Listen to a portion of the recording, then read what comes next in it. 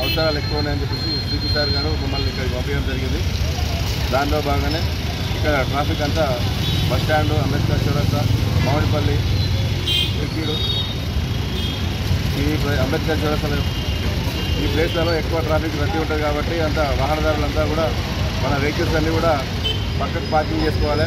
రోడ్ల మీద పార్కింగ్ చేస్తారు. అదేవిధంగా ఎవరు కూడా ఇక్కడ హెల్మెట్స్ పెట్టడం లేదు.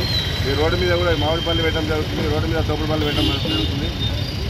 ఈ రోజు నుంచి ఎవరు కూడా రోడ్డు మీద రావద్దని చెప్పేసి, ఒకవేళ వాళ్ళు రోడ్డు మీదకి వస్తే వాళ్ళపైన చట్టపరమైన చర్యలు తీసుకోవాలని మనది.